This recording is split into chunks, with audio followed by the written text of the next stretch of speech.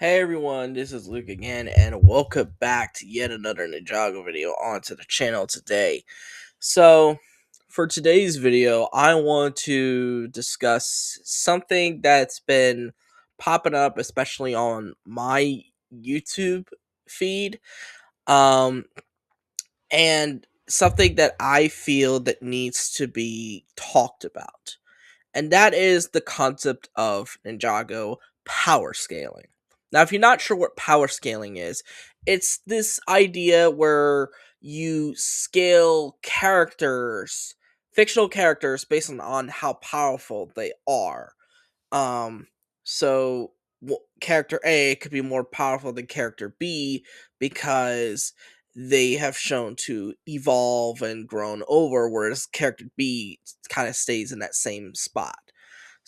Basically, kind of like that. That's the simple way of doing it, but power scaling is never that simple, especially if you're a fan of like anime, because anime power scaling is just off the charts, especially if you watch Dragon Ball.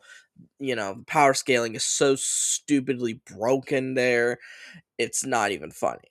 But we're not going to discuss that. We're going to discuss Ninjago power scaling and how some people take it a bit too seriously. I think my biggest issue is that also some people don't really do power scaling correctly, or at least the way that it should be. Because I'm not going to say what particular users, because I'm not the type of person to say, oh, blame this person, oh, blame that person for everything. No, I'm gonna keep their usernames, their handles anonymous for the sake of this video.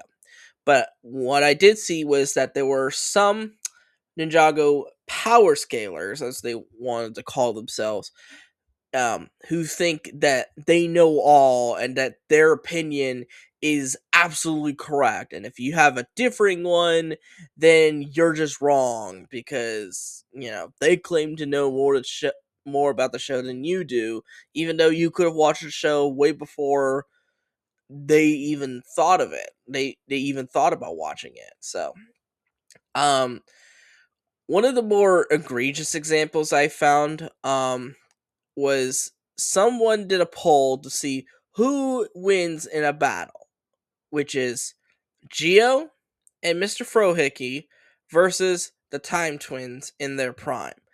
And now you may be thinking, oh, okay, this doesn't seem like that bad. But the thing is, this person, for whatever reason, instead of making it into a poll, making it opinionated, they made it into like a correct answer, wrong answer sort of thing. Where, like, oh, there's an objective correct answer and an objectively wrong answer. Um, and their objectively correct answer was Geo and Mr. Frohickey because, according to their logic, they survived Roz with Lord Roz wielding two dragon icons. And it's like, yeah? So? So what did they survive Roz with two dragon icons?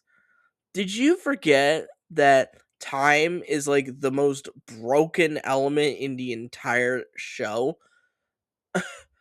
Honestly, I think a lot of people, especially in that power scaling community, often forget how powerful the time twins are.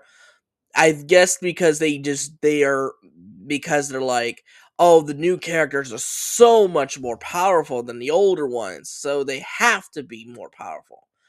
That isn't always the case. As as I said, the Time Twins I think are the biggest example. Obviously if you talk about them without their powers, that's one thing.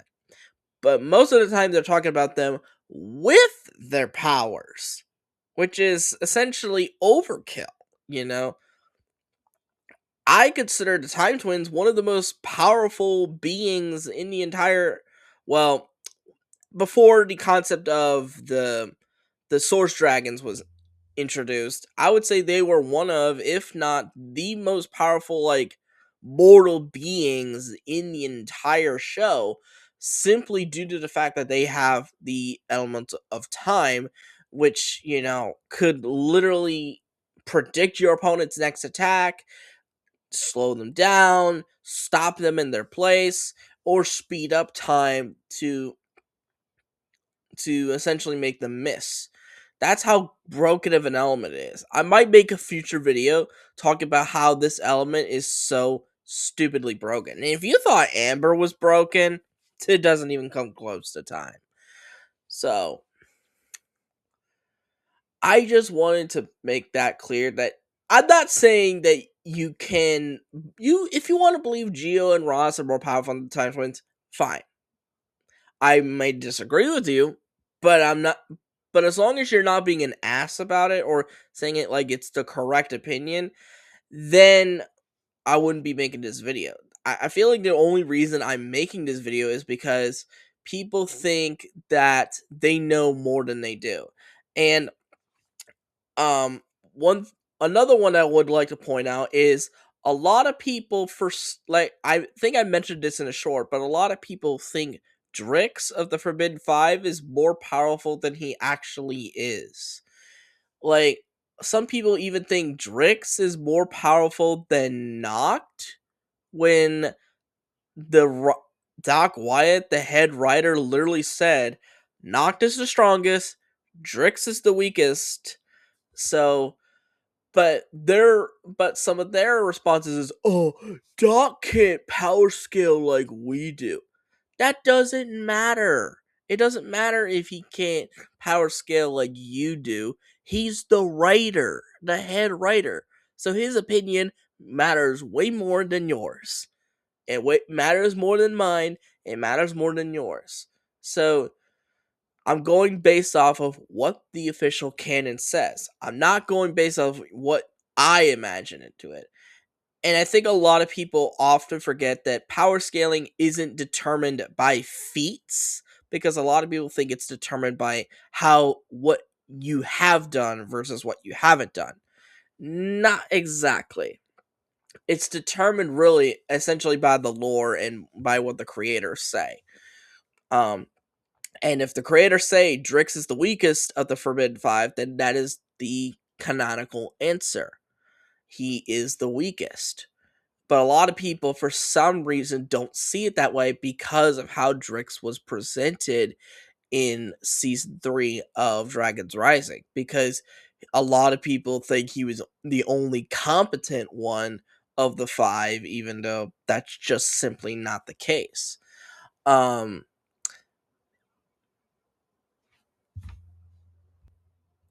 I also think the presentation of certain characters being more powerful than they are definitely influences the power scaling. Um, the biggest example I could think of is Kai in season 2, the season 2 finale of Dragon's Rising, in which he obviously comes through that portal from Nether Space and goes toe to toe with Noct, who at the time had all elements, for like about 10 to 30 seconds before it ended up getting overpowered. But because of this one scene, a lot of people think Kai is easily the strongest ninja of them all, when that's not true at all. Lloyd has clearly surpassed all of the ninja. He's on a different level. We know this. But because of this one scene, I feel like it really resurrected the Kai fanboy force, as some people would like to call it. Um, and a lot of people, I think it also has to do to the fact that a lot of people didn't think Kai was written that great, even though I disagree. I think Kai is the most consistent Ninjago character in the entire series. But that's but I digress. So really, that's all there is to talk about. All the main gist I want to take away from this video is, if you want to power scale, listen to the writers and co-creators. Yes, do I admit that some of the reasoning and their logic and reasoning makes no sense at times? Yeah, but that doesn't mean that their opinions don't matter. they are still the head writers of the show, so their opinions matter more. And second of all, don't base your power scaling on just sheer feats alone. Obviously, feats are a factor, but you also have to consider the overall power, the overall power of the characters and stuff like that. I just feel like a lot of people take this power scaling stuff way too seriously. It's really just a fun idea at this point. It's kind of like, how I feel about shipping. At the surface level, shipping and power scaling are some fun ideas, but a lot of people take them way too seriously to the point where it comes across as incredibly obnoxious. So, if you want a power scale, do it with respect to the writers and make sure that you don't be a jerk about it. No one wants to be a jerk about, something that happens in a fictional TV show. No one wants that. But anyways, what do you guys think about this? Let me know in the comments down below. But anyways, I hope you guys liked this video. Give it a thumbs up, subscribe to the channel by clicking on the red subscribe button, and click on the notification bell to see every video that I will upload. And I'll see all you folks in the next video.